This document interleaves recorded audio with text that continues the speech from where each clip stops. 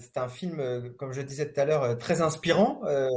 C'est assez émouvant d'ailleurs de voir les images d'archives.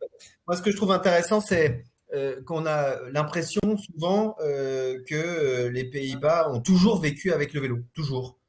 Aujourd'hui, ça apparaît comme extrêmement naturel pour les Français que nous sommes, et ça fait partie, on a l'impression que ça fait partie de leur culture d'une certaine manière, et que ça a toujours existé. Alors, on voit bien que c'est un processus qui s'est sédimenté, c'est un processus politique extrêmement fort qui est parti d'une mobilisation citoyenne, et je trouve en tout cas très rafraîchissant et très enthousiasmant le fait que ce processus-là, nous sommes en train de le mener à Paris, nous sommes en train de le mener en France, et j'espère que dans quelques années, nous aurons ce même type de documentaire avec ce même type de résultats. J'ai envie de remercier cet automobiliste, vous savez, celle qui dit c'est plus possible, on va plus le pouvoir circuler, je sais plus si des années 70 ou 80.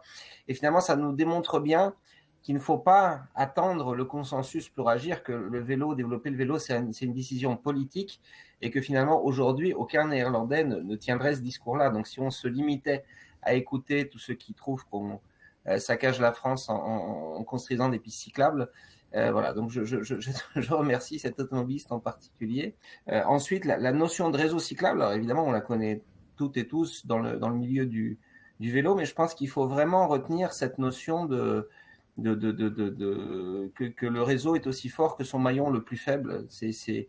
L'image est très parlante, et tous ceux qui sont cyclistes le savent.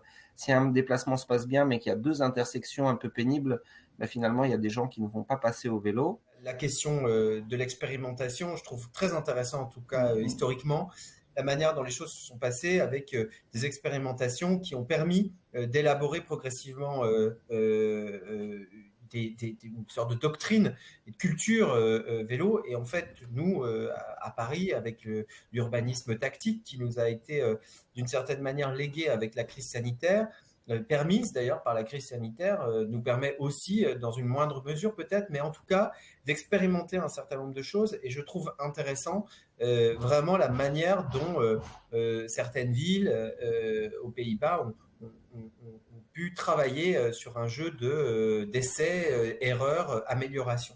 Et d'ailleurs, l'une des intervenantes le dit, ce n'est jamais terminé, cet urbanisme est en perpétuelle évolution, et il faut évidemment toujours le retravailler. Charlotte, je voulais d'abord commencer avec toi, qui a regardé ce film qui raconte l'histoire des Pays-Bas, la fabrication de pistes cyclables, etc.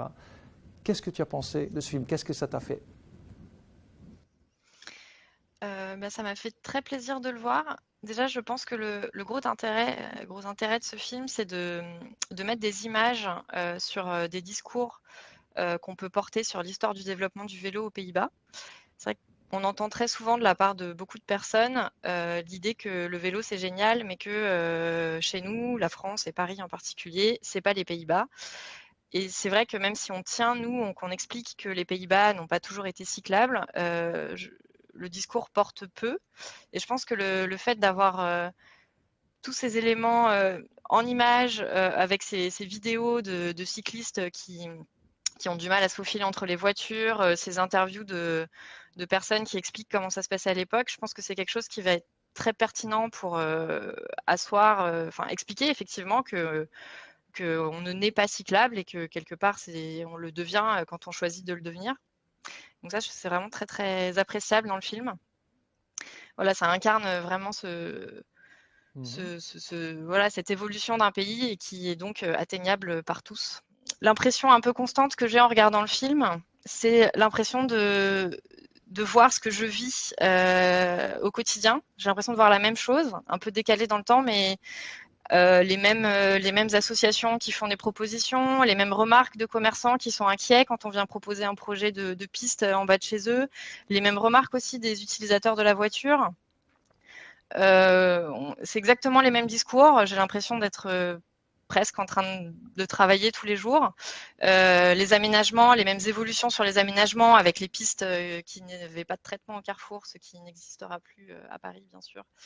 Les mêmes erreurs, les mêmes errements un petit peu dans les réflexions qu'on porte sur le vélo. Et donc le fait d'être quelque part un peu en terrain inconnu, je me dis mais c'est vraiment ma vie de tous les jours, c'est très très rassurant pour mon action au quotidien parce que de fait, ça me permet de voir le futur parce que comme ça, on sait où on va. Si on suit le même chemin et qu'on fait la même chose, on va arriver au même résultat. Premièrement, je voudrais dire que selon moi, en France, il y a déjà une évolution extrêmement intéressante et que certaines choses sont très impressionnantes. Par exemple, qu'il y a ces centres commerciaux à la périphérie des villes, il est difficile de les réintégrer dans le centre. Mais je pense que quand on fera plus usage du vélo, que ces centres vont de nouveau retrouver un deuxième élan. Et évidemment, c'est toujours l'histoire de la poule et de l'œuf.